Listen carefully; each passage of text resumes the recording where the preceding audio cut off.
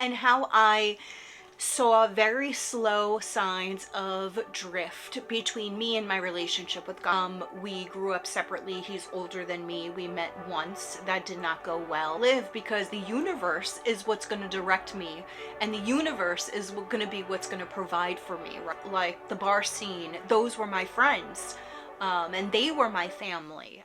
Hi guys, my name is Donna, and welcome to the Rock and Honey Collective podcast.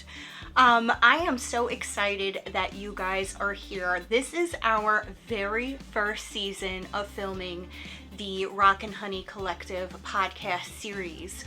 And I'm turning this into a podcast because I think that it's going to benefit you, the viewer, the listener, a lot more than just doing individual videos. So I decided that we are going to do a whole series this season, and the name of this series is going to be Unexpectedly Out of Faith, and that is named after my book that I just wrote, Unexpectedly Out of Faith. If you are interested, I will leave a link to that book down below, and it is really something that came to fruition after I was unexpectedly unemployed. And so I decided to create the Rock and Honey Collective, and it's a platform, faith-based, that encourages, life experiences through faith in Jesus and what my testimony looks like. And so I'm so excited to share that with you guys this season. And so welcome and thank you for watching. Make sure that you like, subscribe, and hit that notification bell so you get alerts every time I make a new video.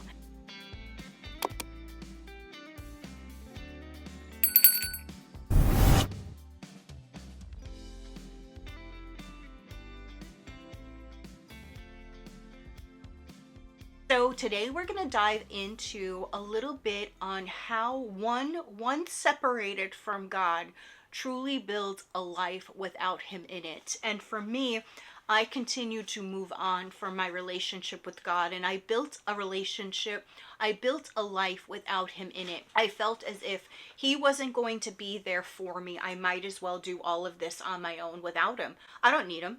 He wasn't doing anything for me anyway. So what was the point of even including him in any of the decisions?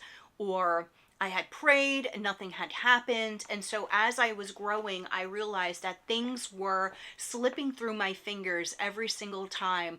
The dreams that I wanted, the aspirations that I wanted, they all would slip through my fingers. And so there really came a time when I said, you know what, I'm going to build a life without him in it. And so I want to read Psalm 127:1. Unless the Lord builds the house, those who built it labor in vain. And so by the time I reached college, I convinced myself I didn't need God, and if he wasn't going to be there for me in my life as I watched my friends move on, then I didn't need him. And so maybe you feel that way too. Maybe you have moved on with your life without including the relationship of having one with God, because it's just something that kind of just happened. It kind of just, it's not something that you planned on. It's not something that, you set out maybe to do, to not have God involved in your day-to-day life. Or maybe you did decide, it's better that I just cut him out completely. Like everyone else who has hurt me, like everyone else who has disappointed me, so is God, right? God has done that to me too. So why should I continue to keep seeking out a God that doesn't love me? And so that's exactly how I felt. So it really, as I continued to have those disappointments, I really was determined to just move on without love, without God in my life. And so it really happened at a very young age. So some of the disappointments that I faced, I had dreams of being a dancing school teacher. Starting at the age of 4, I was a dancer. I was on pointe shoes by the time I was 5. I loved to dance. It wasn't just a hobby for me. It was literally my life. It was where all my passion was. I went to dancing school. I was on pointe. I was in a a tap brigade. I did performances. By the time, recital season came around, I must have been in 10 different choreographed dances. Unfortunately, what had happened was by the time I was 12 years old, my knee started to give out, my left knee. And it happened like literally, I felt like in one day, just the knee was hurting me so much. It was throbbing. I couldn't do releves. I couldn't do plies. I couldn't do any of the exercises that I was required to do. And so I didn't say anything to anyone. I kept it to myself because by that time, with the burden of my parents' financial situation that they were in, my dad had lost his job. My mom had to go back to work. I remember every time I was going to dancing school, the instructor, her mom was like in charge of the office, and every time I would go there, she would, back then it was only $20 to go to dancing school for like whatever troupe you were in, like depending on the troupe. So when I would arrive for like just troupe whatever, she would ask me, is your mom going to pay today the $20? And the costumes itself also was astronomical, and being in the recitals and the shoes and all that. And she would constantly ask me, is your mom going to pay? You guys are behind. And I felt so bad for my mom. Like, the pressure that she must have been under to put me through school and want me to perform, but not being able to pay, just was probably a burden. So between not being able to perform, not being able to afford the school anymore, and then my knee going, I just decided that I was going to quit. And I didn't tell anybody why. I never brought it to my family and said I was having this trouble or whatever. So then I remember, so I lost that dream, and that was devastating to me. So I figured, if I can't dance, I might as well teach. And so I enrolled in college, community college, and I was in one semester of becoming a drama teacher, and I'm enrolled in drama and English, and I'm going to get my teacher's degree, and I chicken out. I said, I'm not a good speaker. I have so much self-doubt. I had no confidence whatsoever, zero confidence. I constantly was doubting myself and in fear that I would make like literally a joke out of myself. I couldn't even fathom or think to the fact that I would have to like stand up in front of people and like speak and like be in charge. I wanted to teach high school drama. I didn't want to deal with the little kids and stuff. I wanted really to connect to the older crowd. And so I dropped out. I didn't drop out of college, but I dropped out of getting my degree in teaching, and I enrolled in travel and hospitality. Bad decision. If I could go back, if someone would have given me some sort of advice and said, don't go into the restaurant business, don't go into, because eventually, like, I got my associate's degree in travel and hospitality, and then I got my bachelor's degree in restaurant management, and that's what I did for 15 years. I was a manager in the restaurant and restaurant business, all different types of restaurants. And I wish I could turn around to that 19-year-old girl and shake her by the shoulders and say, are you out of your mind? Do not go into restaurant management. Go be a teacher. Go do something that's fulfilling. Go do something that you're going to love in 20 years when you're 40 and you are overcome with confidence and you have life experience and you have jobs under your belt. So now you have work experience, and it's going to get easier. Don't quit. But unfortunately, we can't talk to our former selves, and we can't say those things that we wish we can tell ourselves. Hindsight is always 20/20, right? So we don't know the difference when we're 19 on what kind of impact that's going to happen for us. And so I gave that up and I went down a different path. My pivotal moment on why I really truly stopped depending on him, stopped talking to him, stopped praying to him, all of the things. Have you ever felt like God just stopped listening? You watched all your friends move on, but your prayers, well, they seem to go unanswered. You feel alone, discouraged, and disappointed, so your faith, well, it just quietly disappeared. I know that feeling, because I lived it for 44 years. Hi, my name is Donna, author of The Unexpectedly Out of Faith and the founder of the Rock and Honey Collective. This book will not teach you how to be perfect in your relationship with God, nor is it a self-help how-to guide. It was written with you in mind, so you can find community through my testimony. A story about my journey through doubt, disconnection, loneliness, and redemption, and how Jesus met me unexpectedly in the middle of my wilderness season. These pages were written for the person who ever felt lost in life, for the one who once believed but now isn't so sure, for the one who feels numb, forgotten, or just too far gone. If you were like me and you whispered, screamed, or even shouted through your suffering, "God, where are you?" You are not alone. This book is a reminder that even in silence, God is still moving. You are never too lost to be found, and God is working behind the scenes to prepare you for your journey. If He could save me, He could do it for you too, because He loves you. Unexpectedly Out of Faith is available now on Amazon as paperback or an ebook. And don't forget to check out my other books, Unexpectedly Out of Time and Unexpectedly Out of Office, as well as my 4-month Christian Revival Journal. Want more? Head over to www.therockandhoneycollective.com and subscribe for exclusive content, perks, new releases, and to join a growing faith-filled community. With love and faith. Was on September 11th, 2001. And so, like everyone that lived in New York City at the time, I was in college.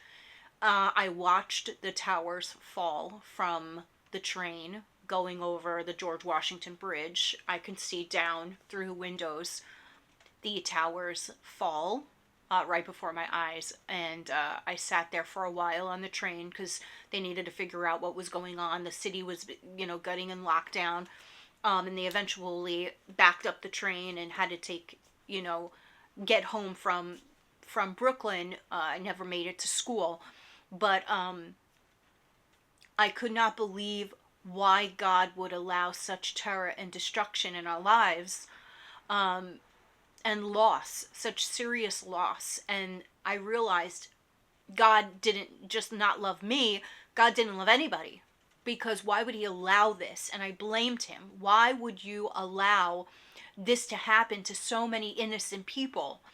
And then the days to follow, there was so much camaraderie and love in the air in New York City back then. And a lot of people say, forget about, 9/11. If we could relive 9/12, we would all be a better place, because the love, every single building down Fifth Avenue had an American flag hanging from it. Everyone was kind to each other. We were all in this similar situation. So the way my story goes is that a week before 9/11, I was filling out paperwork to intern at Windows on the World. And I went down to HR and the week prior to fill out, the documents to do the internship. I never actually went up to Windows on the World, but I did go up to a couple of floors above. I don't remember. Got the badge and everything. I don't remember what tower I was in. And then afterwards, after filling out the paperwork and meeting with HR and doing all that stuff, the initial, filling out when you do an internship. So it wasn't like I actually did the internship. And I looked around and I said, wow, I could really see myself here. This is amazing. I remember there was farmers market in front, and Century 21 was obviously across the street, and there was so many really cool stores, and they had the farmers market out front. And I'm like, oh my God, I can really see myself working here. This is amazing. I'm going to get so much experience. Then there in the sub basement, 2 floors below, there was a mall. I remember going to the Gap.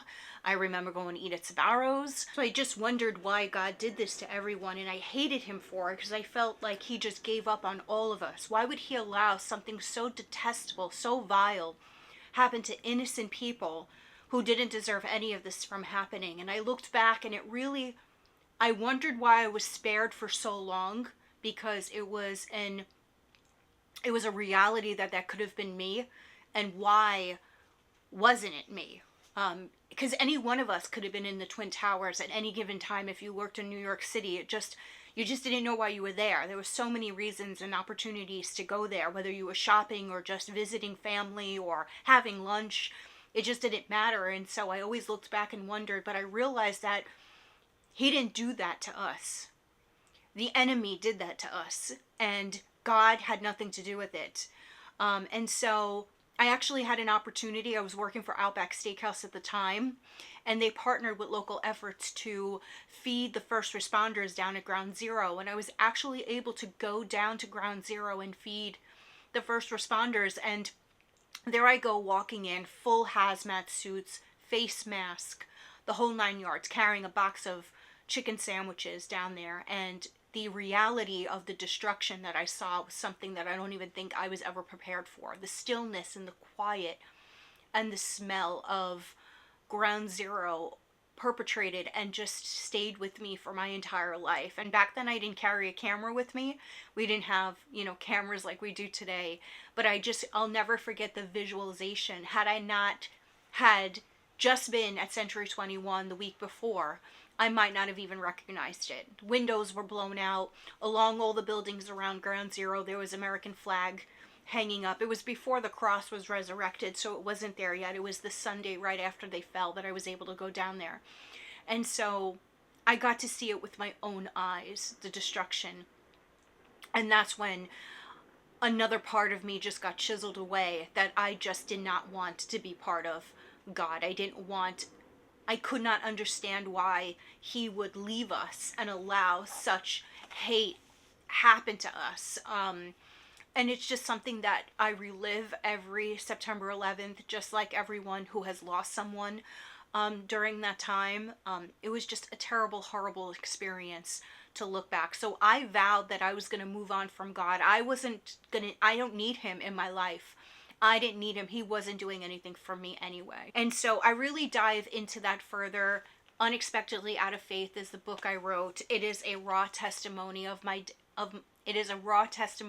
experience, my relationship with God, my relationship with my parents. It's an easy read, so if you're interested, just head over to my website, www.therockandhoneycollective.com. There's a prayer tab there. You can go ahead and request a prayer for anyone who might need it, yourself or someone that you love. You can send me an email if you're going through something. If you have questions, you can reach out to me via Instagram or TikTok or my website. Just thank you guys so much for watching, listening to my testimony. Make sure you like and subscribe. Hit the notification bell so you get an alert every time I make a new video. Stay tuned for more videos coming soon to the Unexpectedly Out of Faith series, season 1 of the Rock and Honey Collective podcast. Thank you guys so much for watching. With love and faith.